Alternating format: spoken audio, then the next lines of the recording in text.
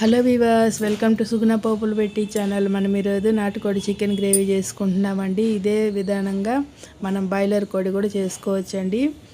చాలా రుచిగా ఉంటుంది. ఇది అన్నంలోకి, రాగి ముద్దకి, దోశకి, ఇడ్లీకి అన్నిటికీ బాగుంటుంది. దీనికని ముందుగా పెనం పెట్టుకొని పెనంలోకి మసాలా దినుసులన్నీ వేసుకోవాలండి. వేసుకున్నానండి, దాల్చిన చెక్క వేసుకున్నాము, ఏలక్కాయలు ఒక 5 ఏలక్కలు వేసుకున్నాము.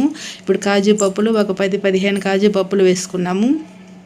ఇది బాగా ఇట్లా ఫ్రై చేసుకోవాలి. చిన్న మంట పెట్టి ఫ్రై చేసుకొని ఒక 2 స్పూన్లంతా గసగసాలు వేసుకున్నామండి. ఈ గసగసాలు కానీ ఇట్లా వేపుకున్నామంటే చాలా బాగా రుచి బాగుంటుంది, వాసన చాలా బాగుంటుంది, తొందరగా మెదుగుతుంది కూడా మనం మిక్సీలో వేసుకున్నప్పుడు. ఇట్లా సన్న మంట పెట్టి ఇట్లా 1 నిమిషం వేయించుకుంటే సరిపోతుందండి. గసాలు వేసుకున్నాక ఎక్కువసేపు వేయించినామంటే మాడిపోతాయి. ఇప్పుడు మిక్సీ జార్లోకి వేసేసుకొని నీళ్లు పోసి మంచిగా పేస్ట్ చేసుకుంటాము. స్మూత్గా పేస్ట్ చేసి పెట్టుకోవాలండి.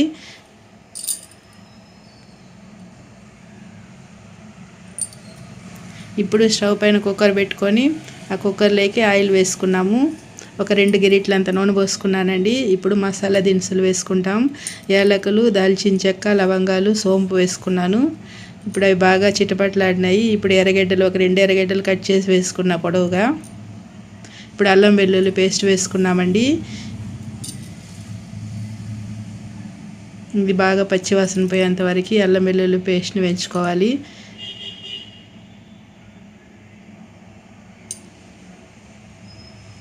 ఇప్పుడు 3/4 కేజీ నాటుకోడి తీసుకున్నామండి. ఆ నాటుకోడిని బాగా వాష్ చేసి పెట్టుకొని ఇప్పుడు వేసుకుంటున్నాము.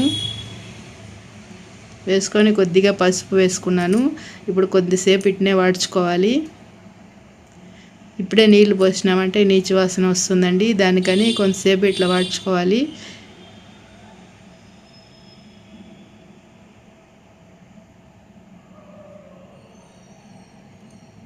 మూత పెట్టి బాగా ఇట్లా ఉడికించుకున్నామండి. బాగా ఒక 5 నిమిషాలు ఇట్లనే దాంట్లో నీళ్ళు వచ్చి మంచిగా ఇట్లా నూనె వదులుతుందండి. కొద్దిగా ఆ నూనె వదిలేంత వరకు, ముక్క కలర్ చేంజ్ అయ్యేంత వరకు ఇట్లా వాడ్చుకున్నాము. ఇప్పుడు మిరప్పొడి వేసుకుంటాము కారానికి తగినంత. ఇది ఒకసారి మంచిగా ఇట్లా మిక్స్ చేసుకుంటాం.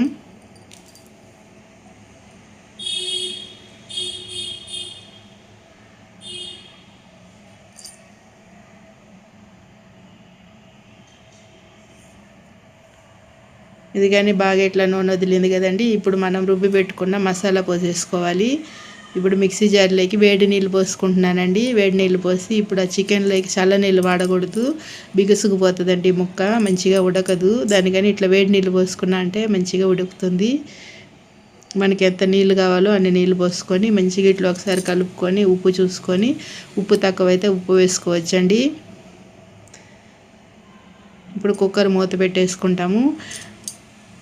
మూత పెట్టుకొని ఒక 3-4 విజిల్ వదులుకున్నామంటే మనకి సరిపోతుంది. మంచిగా చికెన్ ఉడుకుతుందండి. ఉడకపోతే మళ్ళీ మూత తీసి పెట్టుకొని కొద్దిగా ఇట్లా ఉడికించుకున్నామంటే బాగుంటుంది. వేడివేడిగా నాటుకోడి కూర రెడీ అయిపోయిందండి.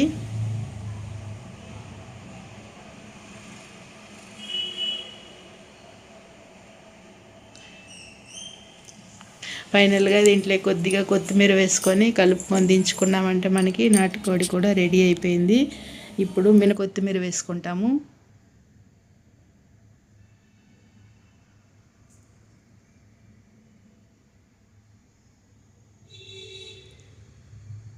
కొత్తిమీర వేసుకొని బాగా ఇట్లా ఒకసారి మిక్స్ చేసుకున్నాం.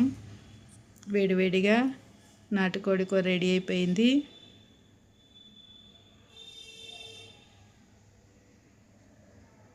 ఇది మనకి రాగి సంగటికి బాగుంటుందండి, అన్నానికి బాగుంటుంది, మనకి చపాతీ, దోశకి అన్నిటికీ బాగుంటుంది, వడలకి బాగుంటుందండి.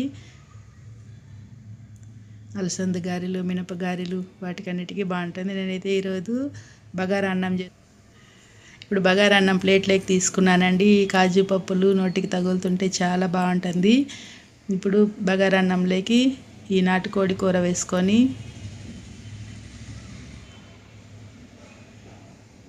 తింటే ఇంకా స్వర్గమేనండి, చాలా బాగుంటుంది.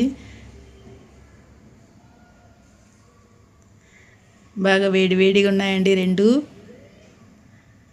ఈ ఉత్త బగారా అన్నమే తినేయచ్చండి, అంత రుచిగా ఉంటుంది. ఇప్పుడు కోడి కూరలోకి వేసుకొని ఇట్లా తింటుంటే ఇంకా స్వర్గమేనండి. చాలా చాలా బాగుంటుంది. మీరు ఇట్లనే చేసి చూడండి. మన ఛానల్ ప్లీజ్ సబ్స్క్రైబ్ చేసుకోండి, లైక్ చేయండి. ఈ వీడియో మీకు నచ్చినట్లయితే మీ ఫ్రెండ్స్కి, ఫ్యామిలీ మెంబర్స్కి షేర్ చేయండి. ఓకే వ్యూవర్స్, నేను ఈ రైస్తో, ఈ కోడి కూరతో ఎంజాయ్ చేస్తాను. మీరు ఇట్లనే చేసుకొని తినండి. Okay, bye.